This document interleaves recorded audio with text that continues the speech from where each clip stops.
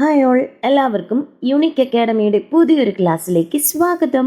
അപ്പോൾ ഇന്ന് നമ്മൾ നോക്കാനായിട്ട് പോകുന്നത് 7ാം ക്ലാസ്സിലെ ബേസിക് സയൻസിലെ പാർട്ട് 1 അവസാനത്തെ ചാപ്റ്ററാണ് മനുഷ്യ ശരീരം ഒരു വിസ്മയം, ദഹനവും ശ്വസനവും. ഒരു നല്ലൊരു ചാപ്റ്ററാണ് കേട്ടോ, സിമ്പിൾ ചാപ്റ്ററാണ്, നമുക്ക് വായിച്ചാൽ മനസ്സിലാവുന്ന ഒരു ചാപ്റ്ററാണ്. പഴയ SCERT ടെക്സ്റ്റ് ബുക്സ് ഒക്കെ കമ്പൈൻ ചെയ്തിട്ടുള്ള ഒരു ചാപ്റ്റർ തന്നെയാണ്. അപ്പോൾ ഇത് പഠിക്കാനായിട്ട് വലിയ എഫേർട്ടൊന്നും എടുക്കണ്ട കേട്ടോ. അപ്പോൾ ആദ്യം തന്നെ പറയട്ടെ, വീഡിയോയുടെ ക്വാളിറ്റി കുറവായിട്ട് തോന്നുകയാണെന്നുണ്ടെങ്കിൽ നിങ്ങൾ സെറ്റിങ്സിൽ എന്ത് ചെയ്യുക, ക്വാളിറ്റി ലെവലൊന്ന് കൂട്ടുക കേട്ടോ. കാരണം വീഡിയോ ലെങ്ത് കൂടുതലാണെന്നുണ്ടെങ്കിൽ ക്വാളിറ്റി ലെവൽ കുറച്ച് മാത്രമേ അപ്ലോഡ് ചെയ്യാനായിട്ട് പറ്റുകയുള്ളൂ. ഓക്കെ ആണല്ലോ? അപ്പോൾ നമുക്ക് നോക്കാം.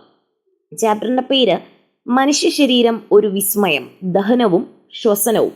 അപ്പോൾ എല്ലാ ജീവികൾക്കും ആഹാരം ആവശ്യമാണല്ലോ അല്ലേ? ഓരോ ജീവിയും ആഹാരം നേടുന്ന രീതിയും അത് കഴിക്കുന്ന ആഹാരവും വ്യത്യസ്തമാണ്. അപ്പോൾ ആദ്യം തന്നെ കുറച്ച് ജീവികളുടെ പേരുണ്ട്, അവയുടെ ആഹാരവും തന്നിട്ടുണ്ട്. കുഞ്ഞു കുട്ടികൾക്ക് ഉള്ളതാണ് കേട്ടോ. അപ്പോൾ പശു പുല്ലാണ് തിന്നുന്നത് അല്ലേ, ആട് ഇലകൾ കഴിക്കും, വേറെ എന്തൊക്കെ കഴിക്കുമെന്ന് ആഡ് ചെയ്യാനാണ് ഇവിടെ തന്നേക്കുന്നത്. പിന്നെ പൂച്ച എലിയെ കഴിക്കാറുണ്ട്, മാംസങ്ങളൊക്കെ കഴിക്കും. കരടി തേൻ കുടിക്കാറുണ്ട്. മുയൽ എന്താണ്, മുയൽ ക്യാരറ്റും ഇലകളൊക്കെ കഴിക്കാറുണ്ട്. മനുഷ്യർ ചോറാണ് കഴിക്കുന്നത്. ഓക്കെ, ഇനി നമുക്ക് ജീവികളെ അവ കഴിക്കുന്ന ആഹാരത്തിൻ്റെ അടിസ്ഥാനത്തിൽ 3ആയി തിരിക്കാം. എത്രയായിട്ട് തിരിക്കാം? 3ആയി തിരിക്കാം. എന്തിൻ്റെ അടിസ്ഥാനത്തിലാണ്? അവർ കഴിക്കുന്ന ആഹാരത്തിൻ്റെ അടിസ്ഥാനത്തിൽ ജീവികളെ 3ആയി തിരിക്കുന്നു.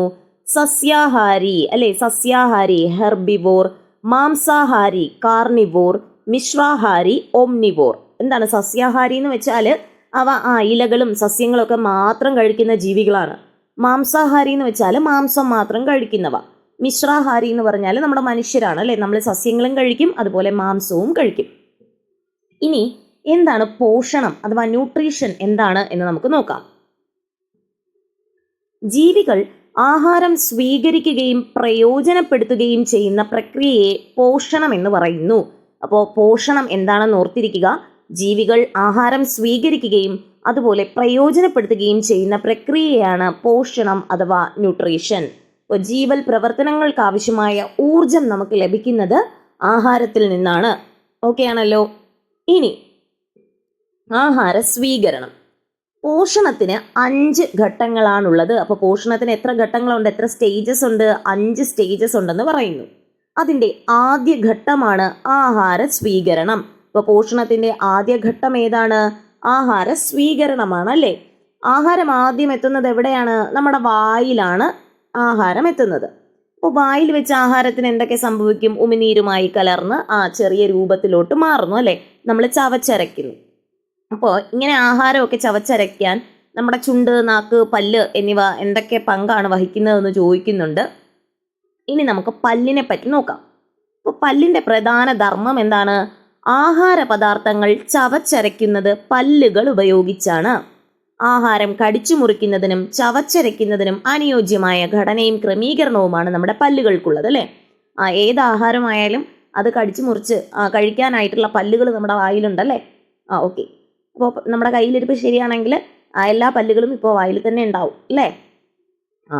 അപ്പോൾ എല്ലാ പല്ലുകളും ആവശ്യമാണ്. അപ്പോൾ നമ്മുടെ സ്വഭാവം അതിനനുസരിച്ചാക്കുക കേട്ടോ. അപ്പോൾ പല്ലിൻ്റെ ഉപരിതല പാളിയെ എന്തെന്നാണ് അറിയപ്പെടുന്നത്? ഇനാമൽ എന്നാണ് അറിയപ്പെടുന്നത്. പല്ലിൻ്റെ ഉപരിതല പാളി എന്ത് പേരിലാണ് അറിയപ്പെടുന്നത്?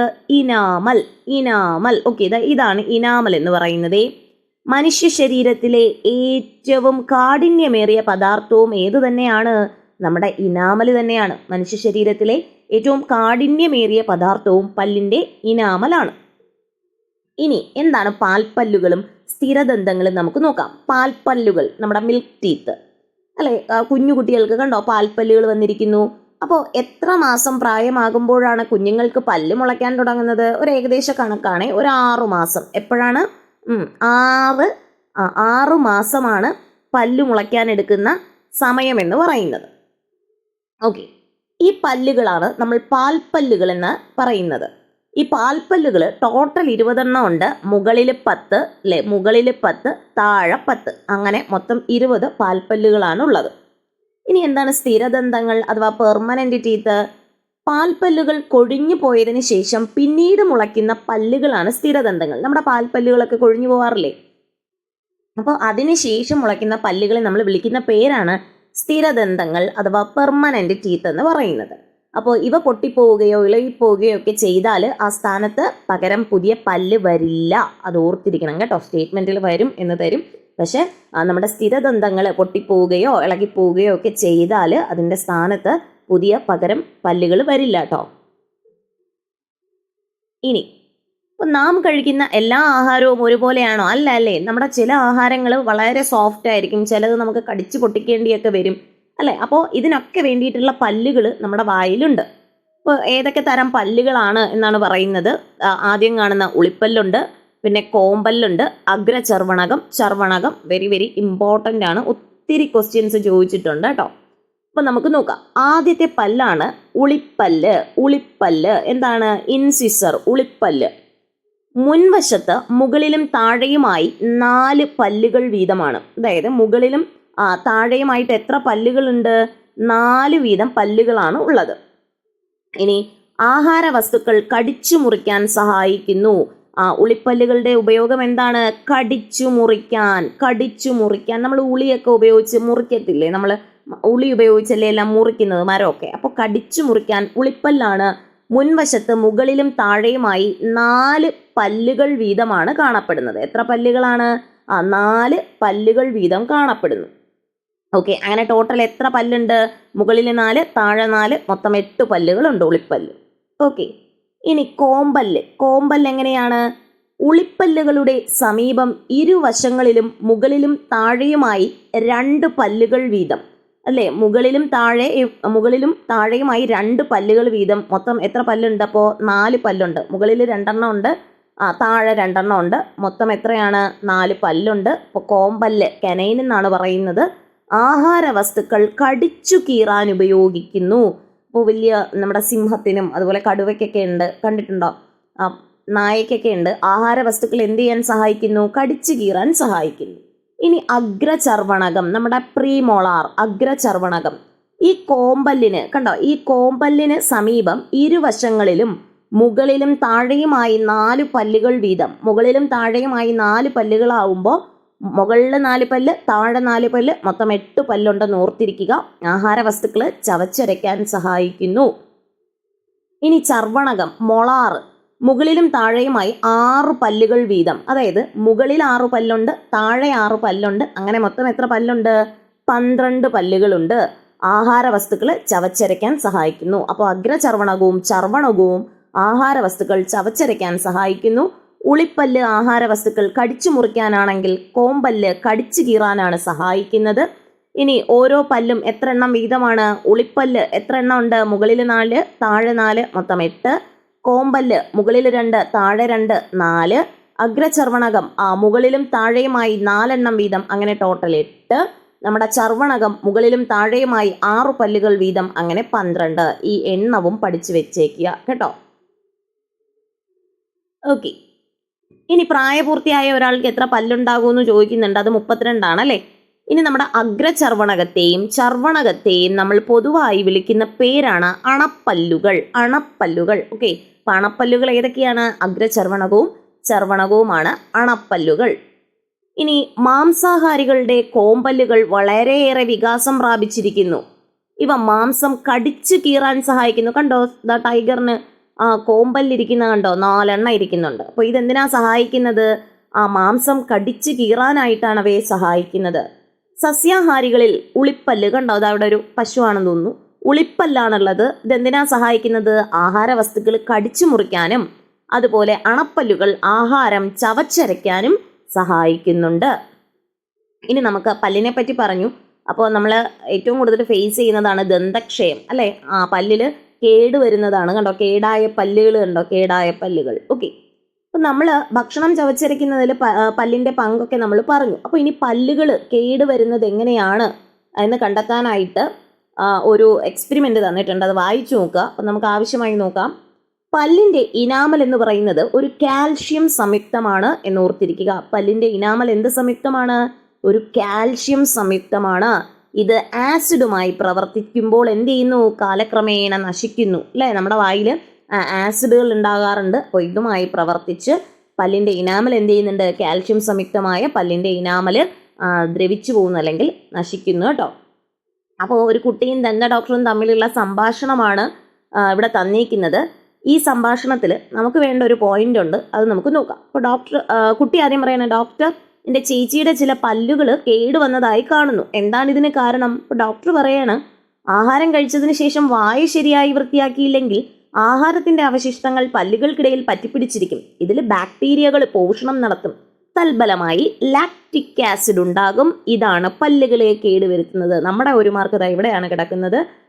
പല്ലുകൾക്ക് കേടുവരാൻ കാരണമായ ആസിഡ് ഏത്? Lactic acid. പല്ലുകളിൽ ലാക്റ്റിക് ആസിഡ് രൂപപ്പെടുന്നതോടുകൂടി ഇത് നമ്മുടെ പല്ലിന്റെ ഇനാമൽ എന്ന് പറയുന്ന കാൽഷ്യം സംയുക്തവുമായി പ്രവർത്തിച്ച് പല്ലിനെ ദ്രവിപ്പിക്കുന്നു. അല്ലെ, നമ്മുടെ നമ്മൾ ആഹാരം കഴിച്ചിട്ട് വായ നന്നായിട്ട് കഴുകിയില്ലെങ്കിൽ എന്ത് സംഭവിക്കും? അതിൽ ബാക്ടീരിയകൾ ഉണ്ടാകും. അപ്പോൾ ഈ ബാക്ടീരിയകൾ അവർക്കുള്ള ഫുഡ്, പോഷണം നമ്മുടെ പല്ലിൽ നിന്നും എടുക്കും. അങ്ങനെ നമ്മുടെ പല്ലിൽ എന്തുണ്ടാകും? കുഴിയൊക്കെ ഉണ്ടാകും കേട്ടോ. അപ്പോൾ ലാക്റ്റിക് ആസിഡ് എന്ന് പറയുന്നത് വളരെ വീര്യം കുറഞ്ഞ ഒരു ആസിഡ് ആണല്ലോ, അതെങ്ങനെയാണ് പല്ലിനെ നശിപ്പിക്കുന്നതെന്നാ കുട്ടിയുടെ സംശയം. അപ്പോൾ ഡോക്ടർ പറയാണ്, കാൽഷ്യം സംയുക്തമായ മാർബിൾ ഹൈഡ്രോക്ലോറിക് ആസിഡുമായി പ്രവർത്തിക്കുമ്പോൾ അത് ദ്രവിക്കുമെന്നറിയാമല്ലോ. ആ പരീക്ഷണമാണ് കേട്ടോ കുറച്ച് മുന്നേ നടന്നത്. അതുപോലെ കാൽഷ്യം സംയുക്തമായ ഇനാമലും ലാക്റ്റിക് ആസിഡുമായി പ്രവർത്തിച്ച് പല്ലിനെ ദ്രവിപ്പിക്കുന്നു. ദീർഘകാലം കൊണ്ടാണ് ഈ പ്രവർത്തനം നടക്കുന്നത്. ഞാൻ രാത്രിയിൽ പല്ല് നന്നായി വൃത്തിയാക്കും, എന്നാൽ ചിലപ്പോൾ മധുരപലഹാരങ്ങൾ കഴിച്ചിട്ട് വായ കഴുകാതെ കിടന്നുറങ്ങാറുണ്ട്. അതുകൊണ്ട് എന്തെങ്കിലും കുഴപ്പമുണ്ടോ ഡോക്ടറേ എന്ന് കുട്ടി ചോദിക്കുകയാണ്.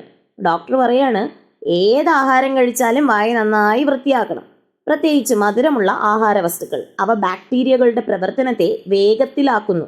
രാവിലെ ഭക്ഷണത്തിന് മുൻപും രാത്രിയിൽ ഭക്ഷണത്തിന് ശേഷവും ബ്രഷ് ഉപയോഗിച്ച് പല്ല് വൃത്തിയാക്കണം. കൂടാതെ ഓരോ തവണയും ഭക്ഷണശേഷം എന്ത് ചെയ്യണം? വായ വൃത്തിയാക്കണം. 7ാം ക്ലാസ്സിലെ കുട്ടിക്ക് വേണ്ടിയിട്ടുള്ള ഒരു അറിവാണ്, ഡയറക്റ്റായിട്ട് അത് പറഞ്ഞാൽ മതി. പക്ഷേ കുട്ടിയുടെ മനസ്സിൽ ഇതൊന്ന് ക്യാപ്ചർ ചെയ്യണമെങ്കിൽ ഒരു കോൺവെർസേഷൻ കണ്ടോ, പടമൊക്കെ നോക്കി കുട്ടിയും ഡോക്ടറുമായിട്ടുള്ള സംഭാഷണമൊക്കെ ആകുമ്പോൾ കുട്ടിക്ക് പെട്ടെന്ന് ക്യാച്ച് ചെയ്യാനായിട്ട് പറ്റും കേട്ടോ. അതുകൊണ്ടാണ്. അപ്പോൾ നമ്മുടെ ഒരു മാർക്ക് ഇതാ ഇവിടെ കിടക്കുന്നു. പല്ലിൻ്റെ ദ്രവീകരണത്തിന് കാരണമായ ആസിഡ് ഏത്? ലാക്റ്റിക് ആസിഡ് ആണ്. ലാക്റ്റിക് ആസിഡ് ഇനാമലിൻ്റെ കാൽഷ്യം സംയുക്തവുമായി പ്രവർത്തിച്ച് എന്ത് ചെയ്യുന്നുണ്ട്? പല്ലിനെ ദീർഘകാലങ്ങളായിട്ട് ദ്രവിപ്പിക്കുന്നു. ഓക്കെ, അപ്പോൾ കണ്ടോ കുട്ടി പറയണ, നന്ദി ഡോക്ടറെ, നന്ദി, ഇപ്പോഴാണ് കുറേ കാര്യങ്ങളൊക്കെ മനസ്സിലായത്. ഇത് ഞാൻ വീട്ടിലുള്ളവരോട് കൂടി പറഞ്ഞു കൊടുക്കാം, കൂട്ടുകാരോടും വീട്ടിലുള്ളവരോടും കൂടി പറഞ്ഞു കൊടുക്കാം എന്നൊക്കെ പറയുന്നുണ്ട് കേട്ടോ. ഇനി നമ്മൾ അടുത്ത ആളാണ് നാക്ക്. നമ്മുടെ നാക്കിനെ പറ്റിയാണ് നമ്മൾ നോക്കുന്നത്. രുചി അറിയാൻ സഹായിക്കുന്നത് നാക്കിലെ സ്വാദുമുകുളങ്ങളാണ്. അപ്പോൾ നമ്മളെ രുചി അറിയാൻ സഹായിക്കുന്നത് ആരാ? നമ്മുടെ നാക്കിലെ സ്വാദുമുകുളങ്ങളാണ്. പിന്നെ എന്തൊക്കെയാണ് നാക്കിൻ്റെ പ്രധാനപ്പെട്ട ധർമ്മങ്ങൾ? വിഴുങ്ങാൻ സഹായിക്കുന്നു, പല്ലുകൾക്ക് ചവച്ചരയ്ക്കാൻ പാകത്തിന് ആഹാരത്തെ വായ്ക്കുള്ളിൽ ചലിപ്പിക്കുന്നു. ഓക്കെ, അപ്പോൾ വായിൽ ഉമിനീരുണ്ടല്ലോ, ദഹന പ്രക്രിയയിൽ ഉമിനീരും പ്രധാന പങ്ക് വഹിക്കുന്നുണ്ട്. കണ്ടോ, ഉമിനീർ ഗ്രന്ഥികളൊക്കെ ഫിഗറിൽ കാണിച്ചിട്ടുണ്ട്. ഇനി നമുക്ക് നോക്കാം. അങ്ങനെ നമ്മൾ ആഹാരം ചവച്ചരച്ചു. ഇനി നമ്മുടെ ആഹാരം അന്നപഥത്തിലൂടെ എന്നാണ് നോക്കുന്നത്. അപ്പോൾ വായിൽ വെച്ച് ചവച്ചരയ്ക്കപ്പെടുന്ന ആഹാരം പിന്നീട് ദഹന വ്യവസ്ഥയുടെ ഏത് ഭാഗത്താണ് എത്തിച്ചേരുന്നത്? നമ്മുടെ ആഹാരത്തോടൊപ്പം ഒരു യാത്ര പോകാൻ പറയുന്നുണ്ട്. വായിൽ നിന്നും ആഹാരം ആദ്യം എത്തുന്നത് എവിടെയാണ്? അന്നനാളത്തിലൂടെ കടന്നു വരുന്നു. അന്നനാളത്തിലൂടെ കടന്നു വന്ന് ആമാശയത്തിലെത്തുന്നു. കണ്ടോ, ഇവിടെ ആമാശയത്തിൽ എത്തുന്നു. അപ്പോൾ എന്താണ് അന്നനാളം എന്ന് നോക്കാം. വായയെ ആമാശയവുമായി ബന്ധിപ്പിക്കുന്ന ഒരു കുഴലാണ് അന്നനാളം. അപ്പോൾ അന്നനാളം എന്ന് പറയുന്നത് നമ്മുടെ വായയെ, കണ്ടോ ഇവിടുത്തെ വായയെ ഈ ഒരു ആമാശയവുമായി ബന്ധിപ്പിക്കുന്ന ഒരു കുഴൽ, ഈ കുഴലാണ് അന്നനാളം എന്ന് പറയുന്നത്. ഇത് പേശികളാൽ നിർമ്മിക്കപ്പെട്ടിരിക്കുന്നു. അപ്പോൾ ഓർത്തിരിക്കുക, നമ്മളെ തെറ്റിക്കാനായിട്ട് ചോദിക്കും, ഇത് അസ്ഥികളാൽ നിർമ്മിക്കപ്പെട്ടിരിക്കുന്നു എന്ന് ചോദിച്ചാൽ പൊട്ട തെറ്റാണ്. അസ്ഥികളല്ല, പേശികളാണ്. അപ്പോൾ അന്നനാളം നിർമ്മിച്ചിരിക്കുന്നത് എന്തുകൊണ്ടാണ്? പേശികൾ കൊണ്ടാണ്. അടുത്ത നമ്മുടെ ഒരു മാർക്ക് ഇതാ വരുന്നു. അന്നനാള ഭിത്തിയുടെ തരംഗ രൂപത്തിലുള്ള ചലനം എന്ത് പേരിൽ അറിയപ്പെടുന്നു? അന്നനാള ഭിത്തിയുടെ തരംഗ രൂപത്തിലുള്ള ചലനമാണ് പെരിസ്റ്റാൾസിസ്. എന്താണ്? പെരിസ്റ്റാൾസിസ്. അപ്പോൾ ഈ ഒരു തരംഗ ചലനം, പെരിസ്റ്റാൾസിസ് കൊണ്ടാണ് നമ്മുടെ ആഹാരം എന്ത് ചെയ്യുന്നത്? ആമാശയത്തിലോട്ട് എത്തുന്നത് കേട്ടോ. അപ്പോൾ ഈ അന്നനാള ഭിത്തിയുടെ തരംഗ ചലനമാണ് നമ്മുടെ പെരിസ്റ്റാൾസിസ് എന്ന് പറയുന്നത്. ഈ പെരിസ്റ്റാൾസിസ് കൊണ്ടാണ് നമ്മുടെ ആഹാരം എന്ത് ചെയ്യുന്നത്? അന്നനാളത്തിലൂടെ ആമാശയത്തിലേക്ക് എത്തിച്ചേരുന്നത്. അങ്ങനെ ഇതാ ആഹാരം ആമാശയത്തിലെത്തി. അടുത്ത് നമുക്ക് അവിടെ നടക്കുന്നത് നോക്കാം. വായ്ക്കുള്ളിൽ വെച്ച് ദഹനം ആരംഭിച്ച ആഹാര പദാർത്ഥങ്ങൾ അന്നനാളം വഴി ആമാശയത്തിൽ എത്തിച്ചേരുന്നു. അല്ലെ, ദഹനം ആരംഭിക്കുന്നത് എവിടെ നിന്നാ? നമ്മുടെ വായിൽ വെച്ചാണ് അല്ലേ, വായിൽ ഫുഡ് പോകുന്നത് തൊട്ട് ദഹനം ആരംഭിക്കുകയാണ്.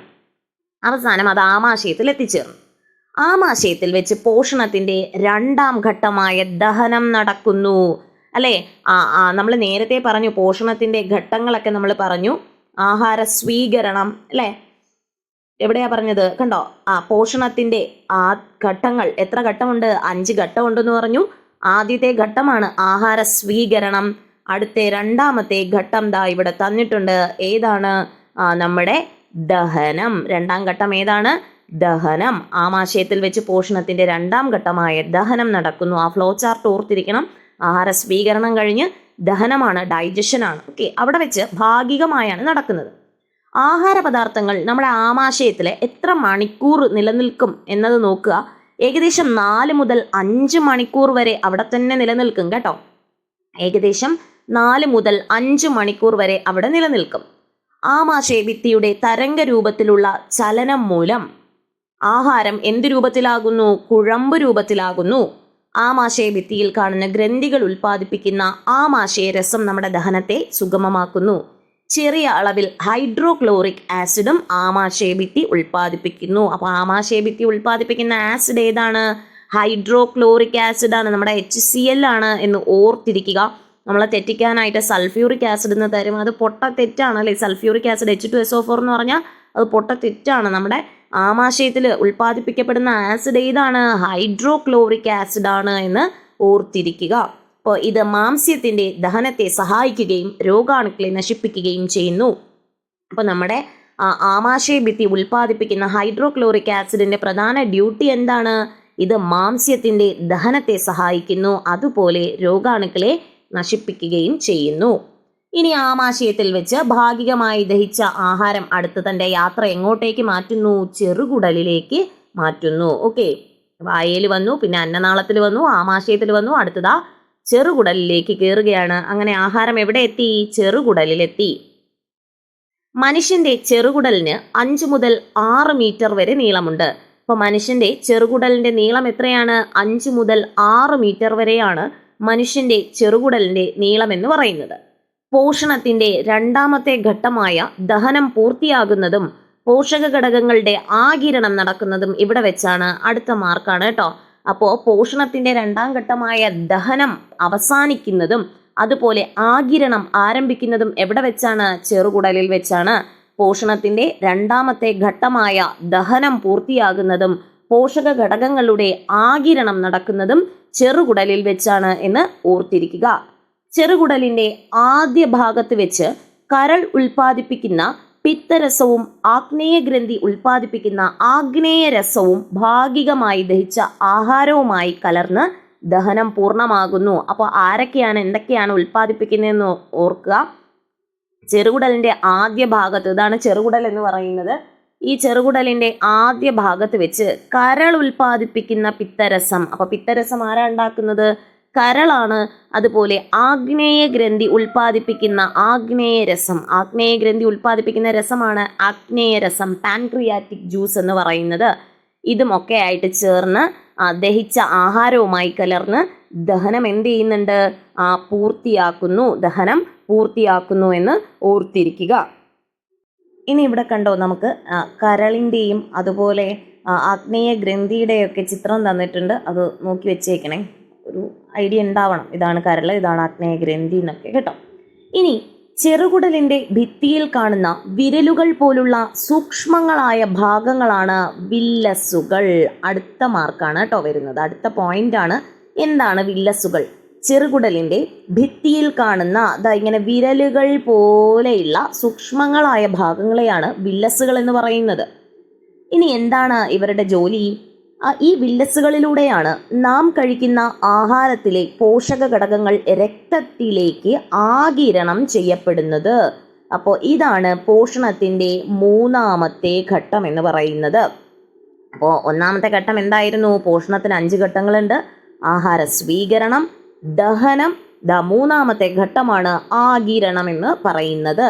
അപ്പോൾ നമ്മുടെ വില്ലസുകളാണ് നമ്മൾ കഴിക്കുന്ന ആഹാരത്തിലെ പോഷക ഘടകങ്ങൾ രക്തത്തിലേക്ക് ആഗിരണം ചെയ്യപ്പെടാൻ സഹായിക്കുന്നത്.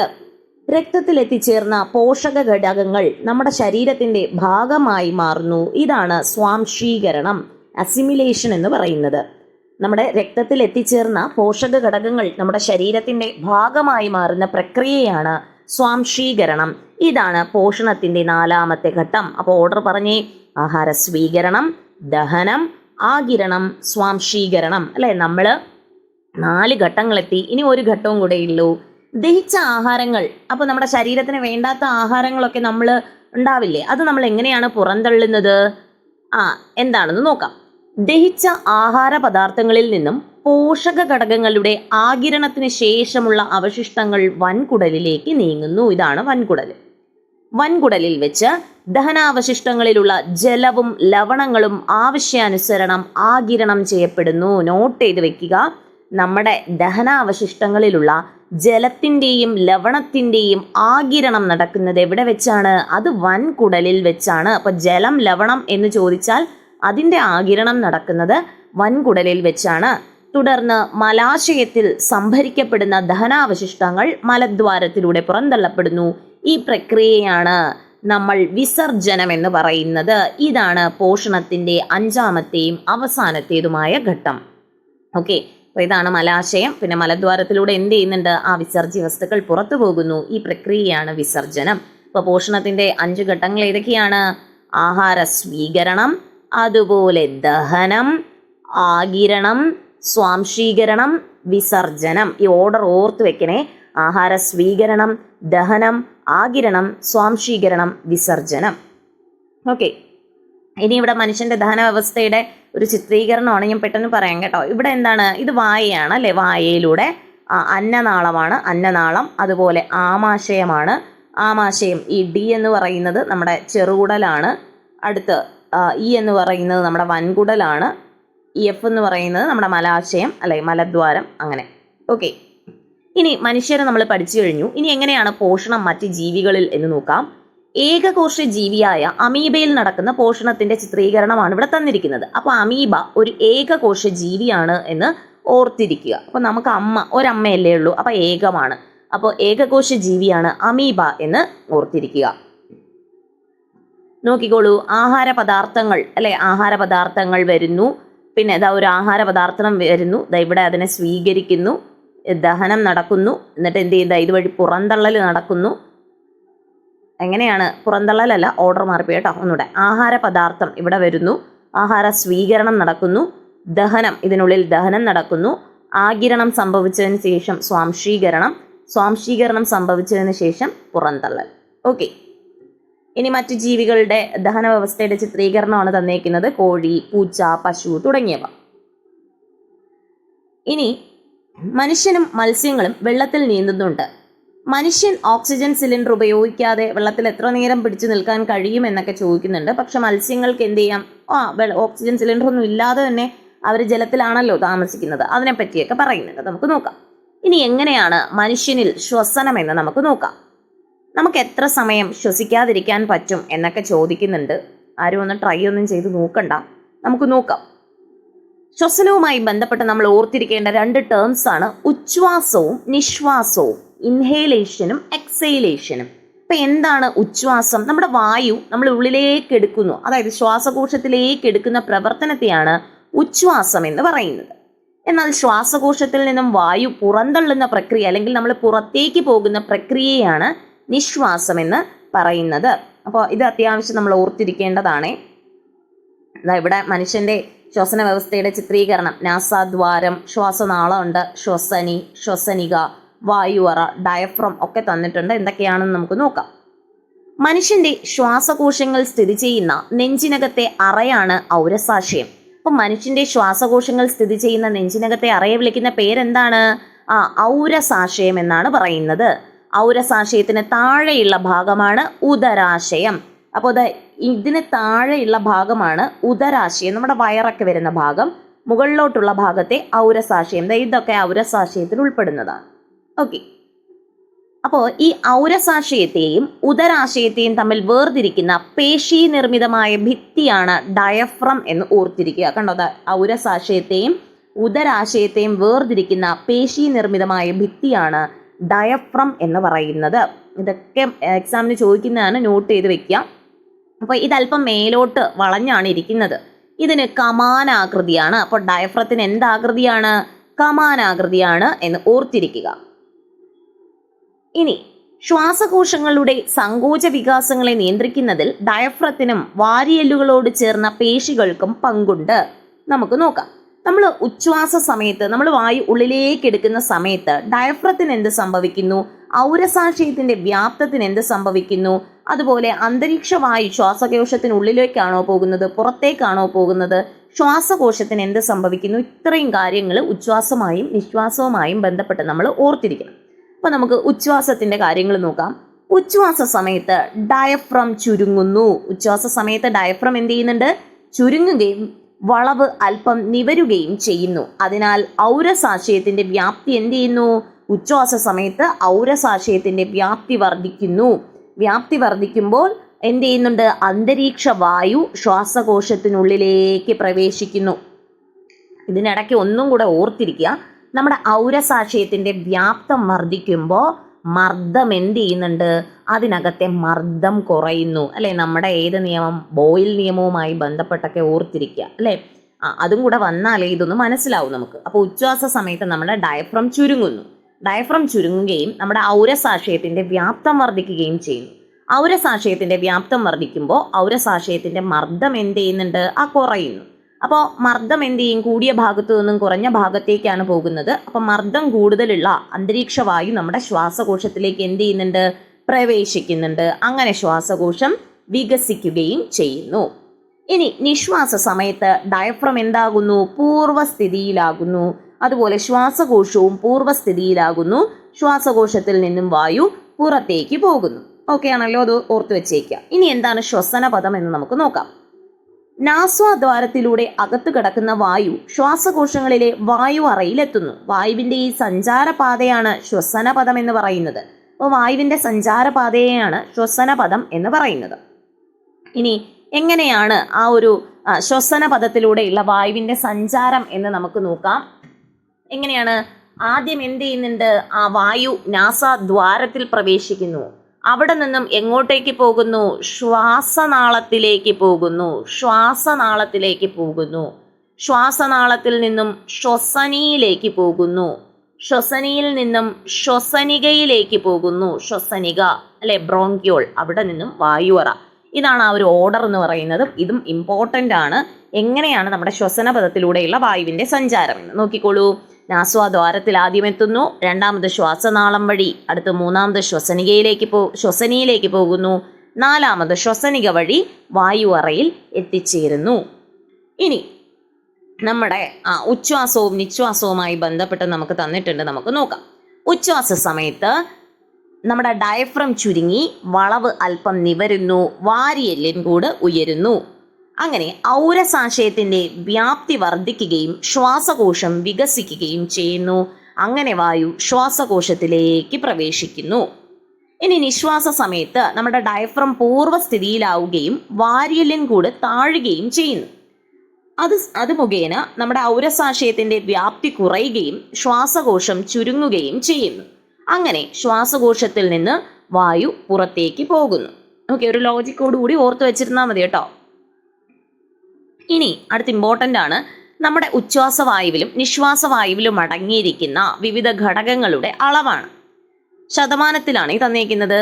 ഉച്ഛ്വാസവായുവിൽ ഓക്സിജൻ 21%, അതായത് ഉച്ഛ്വാസവായുവിൽ നമ്മൾ 21% ഓക്സിജനെ ഉള്ളിലേക്ക് എടുക്കുമ്പോൾ നിശ്വാസവായുവിൽ 15% ഓക്സിജനെയാണ് പുറന്തള്ളുന്നത്. അപ്പോൾ ഉച്ഛ്വാസവായുവിലെ ഓക്സിജന്റെ അളവ് 21%, നിശ്വാസവായുവിൽ 15%. കാർബൺ ഡൈ ഓക്സൈഡ് ആണെങ്കിലോ ഉച്ഛ്വാസവായുവിൽ 0.04% ആണ്, നിശ്വാസവായുവിൽ അത് 4%.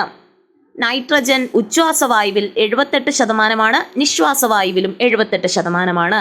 അപ്പോൾ ഉച്ഛ്വാസവായുവിലും നിശ്വാസവായുവിലും മാറ്റമില്ലാത്ത ആ ഘടകം ആരാണ്? അത് നൈട്രജൻ ആണ്. ഇനി ജലബാഷ്പം ഉച്ഛ്വാസവായുവിൽ 0.96% ആണെങ്കിൽ നിശ്വാസവായുവിൽ അത് 3%. ഓക്കെ, അപ്പോൾ നിശ്വാസവായുവിലെയും ഉച്ഛ്വാസവായുവിലെയും ഘടകങ്ങളുടെ അളവ് ഒരുപോലെയല്ല. നമ്മുടെ ഓക്സിജൻ, കാർബൺ ഡൈ ഓക്സൈഡ്, ജലബാഷ്പം തുടങ്ങിയവയിലൊക്കെ വ്യത്യാസം വരുന്നുണ്ട്. നൈട്രജനിൽ മാത്രമാണ് വ്യത്യാസമില്ലാത്തത്. ഇനി നമ്മുടെ ശ്വാസനാളത്തിൽ ഭക്ഷണം കുടുങ്ങുന്ന സന്ദർഭങ്ങൾ നമുക്ക് നോക്കാം. ഇങ്ങനെ നമ്മുടെ ശ്വാസനാളത്തിൽ ഭക്ഷണം കുടുങ്ങിയാൽ നമ്മൾ എന്തൊക്കെയാണ് ചെയ്യേണ്ടത് എന്നാണ് പറയുന്നത്. ശ്വാസനാളത്തിൽ ഭക്ഷണം കുടുങ്ങിയാൽ ആ വ്യക്തിയോട് ശക്തമായിട്ട് ചുമയ്ക്കാൻ ആവശ്യപ്പെടണം. അങ്ങനെ ചുമയ്ക്കുമ്പോൾ ചുമയുടെ ശക്തിയിൽ ആഹാരവസ്തു എന്ത് ചെയ്യപ്പെടും? പുറന്തള്ളപ്പെടും. ശ്വാസതടസ്സം നേരിട്ട വ്യക്തിയെ ചിത്രത്തിൽ കാണുന്നത് പോലെ അല്പം കുനിച്ചു നിർത്തി പിറകിലായി നിന്ന് 2 കൈകൾ കൊണ്ടും അപകടത്തിൽപ്പെട്ടയാളുടെ വയറിൽ എന്ത് ചെയ്യുക? കണ്ടോ, ശക്തമായി അമർത്തുക. ആവശ്യമെങ്കിൽ ഏതാനും തവണ ഇത് ആവർത്തിക്കാം. ഇനി ചെറിയ കുട്ടികളാണെങ്കിൽ ചിത്രത്തിൽ കാണുന്നത് പോലെ അവരെന്ത് ചെയ്യുക? കമഴ്ത്തി പിടിച്ച് തോളെല്ലുകൾക്കിടയിലായി ശക്തിയായി തട്ടണം. ആവശ്യമെങ്കിൽ വൈദ്യസഹായവും എന്ത് ചെയ്യുക? ലഭ്യമാക്കുക. പ്രഥമ ശുശ്രൂഷ എന്നത് വണ്ണമാണ് പറയുന്നത്. മാക്സിമം ഇത് കൊടുത്ത് നോക്കുന്നതിലുപരി മാക്സിമം എന്ത് ചെയ്യുക? ഹോസ്പിറ്റലിൽ എത്തിക്കാനും കൂടെ നമ്മൾ എന്ത് ചെയ്യുക? ശ്രദ്ധിക്കുക. ഇനി പുകവലിയും ആരോഗ്യ പ്രശ്നങ്ങളും. പുകവലി ശ്വാസകോശത്തിന്റെ പ്രവർത്തനങ്ങളെ തകരാറിലാക്കുന്നു. പുകയിൽ അടങ്ങിയിരിക്കുന്ന കരിയും ടാറും മറ്റു വിഷപദാർത്ഥങ്ങളും ശ്വാസകോശത്തിൽ തങ്ങി നിൽക്കും. ഇത് നിലയ്ക്കാത്ത ചുമയ്ക്ക് കാരണമാകും. നമ്മുടെ പുകയിലയിലെ ക്യാൻസറിന് കാരണമായ രാസവസ്തുക്കളൊക്കെ അടങ്ങിയിട്ടുണ്ട്. ഇനി ശ്വസനത്തിലെ വൈവിധ്യമാണ്. നമുക്ക് നഗ്നനേത്രം കൊണ്ടുപോലും കാണാൻ കഴിയാത്തൊരു ജീവിയാണ് പാരമീസിയം. പാരമീസിയം ഒരു ഏകകോശ ജീവിയാണ് എന്ന് ഓർത്തിരിക്കുക. ഇതിലെങ്ങനെയാണ് വാതക വിനിമയം നടക്കുന്നത് എന്നാണ് പറഞ്ഞിരിക്കുന്നത് കേട്ടോ. അപ്പോൾ പാരമീസിയം ഒരു ഏകകോശ ജീവിയാണ് എന്ന് ഓർത്തിരിക്കുക.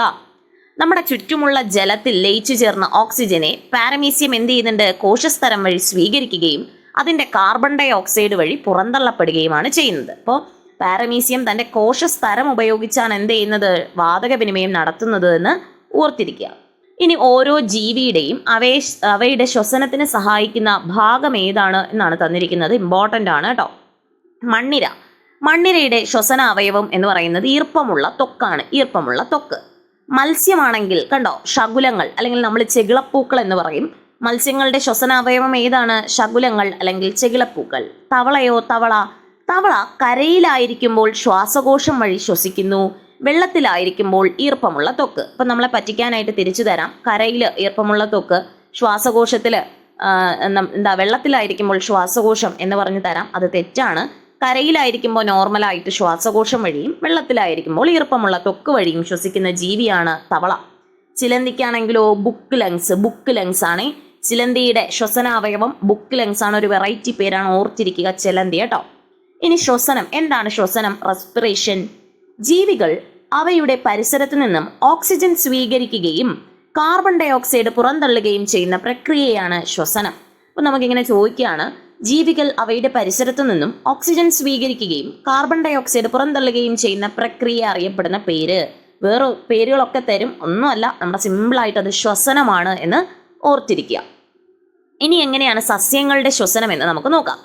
ജന്തുക്കളെ പോലെ നമ്മുടെ സസ്യങ്ങളും അന്തരീക്ഷത്തിൽ നിന്ന് ഓക്സിജൻ സ്വീകരിക്കുകയും കാർബൺ ഡൈ ഓക്സൈഡ് പുറന്തള്ളുകയും ചെയ്യുന്നു. അല്ലെ, നമ്മൾ മുൻ ചാപ്റ്ററുകളിൽ പഠിച്ചതാ.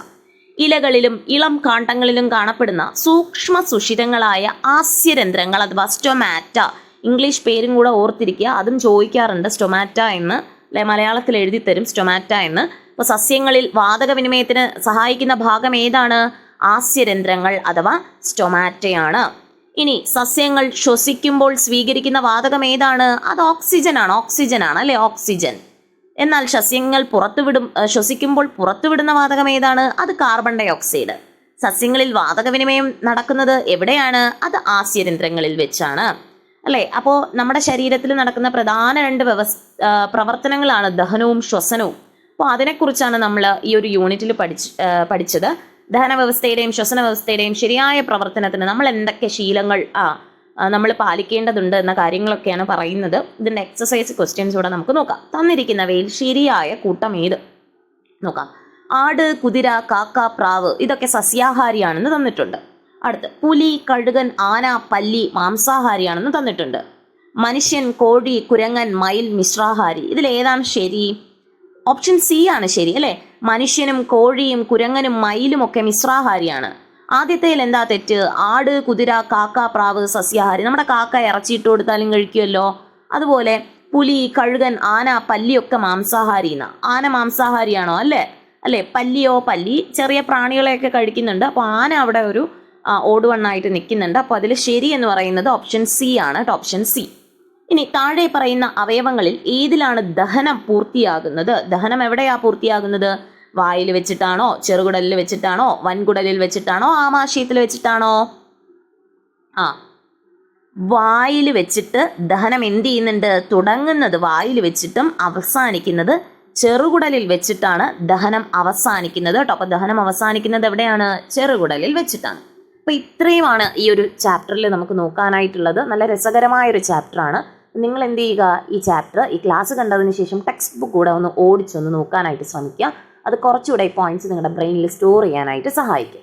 അപ്പോൾ എന്നും പറയുന്നത് പോലെ നിങ്ങൾക്ക് ഈ ക്ലാസ്സുകളൊക്കെ ഉപകാരപ്പെടുന്നുണ്ട് എന്നുണ്ടെങ്കിൽ നിങ്ങൾ എന്ത് ചെയ്യുക, ചാനൽ സബ്സ്ക്രൈബ് ചെയ്ത് സപ്പോർട്ട് ചെയ്യുക. അതുപോലെ നിങ്ങളുടെ ഫ്രണ്ട്സിനും കൂടി പുതിയ SCERT ചാപ്റ്റേഴ്സാണ്, അപ്പോൾ അതുകൊണ്ട് അവർക്ക് കൂടെ ഷെയർ ചെയ്ത് കൊടുക്കുക, ലൈക്ക് ചെയ്യുക, നിങ്ങളുടെ അഭിപ്രായങ്ങളൊക്കെ കമൻ്റായിട്ട് അറിയിക്കുക. എല്ലാവരും നന്നായിട്ട് പഠിക്കുക, റിവൈസ് ചെയ്യുക. Happy learning. Thank you all.